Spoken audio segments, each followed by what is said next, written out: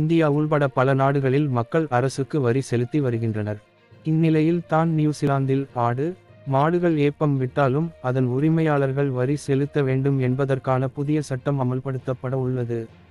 India உள்பட உலக நாடுகள் அனைத்தும் தற்போது பெரும் பிரச்சனையாக பூமி வெப்பமயமாதல் உள்ளது.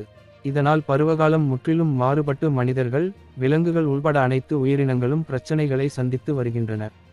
இதனை கட்டுப்படுத்த உலக நாடுகள் அனைத்தும் ஒன்றிணைந்து செயல்பட வேண்டும் என ஒவ்வொரு நாட்டு தலைவர்களும் பேசி வருகின்றனர். மேலும் இந்தியா உள்பட பல்வேறு நாடுகள் பூமி வெப்பமயமாதலை தடுக்கும் வகையிலான செயல்பாடுகளை முன்னெடுத்துள்ளது.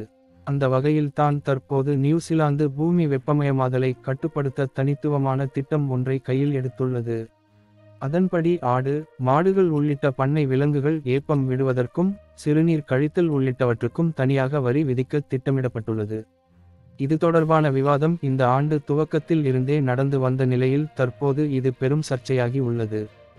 என்னங்க இது, ஆடு, மாடுகள் ஏப்பம் விடுவதற்கும் சிறுநீர் கழிப்பதற்கு கூட வரியா என அந்நாட்டு விவசாயிகள் கேள்வியை எழுப்பி கொந்தளித்து தற்போது கடும் எதிர்ப்பை பதிவு செய்து வருகின்றனர். இருப்பினும் நியூசிலாந்து அரசு தனது நிலைப்பாட்டில் உறுதியாக உள்ளது. விவசாயம், கால்நடை வளர்ப்பு மற்றும் பால் மூலம் கிடைக்கும் பொருட்களின் பொருளாதாரத்தை தான் நியூசிலாந்து சார்ந்துள்ளது. குறிப்பாக பால் பொருட்கள் ஏற்றுமதி தான் நியூசிலாந்தின் பொருளாதாரத்துக்கு முக்கியமான மூலாதாரமாக உள்ளது.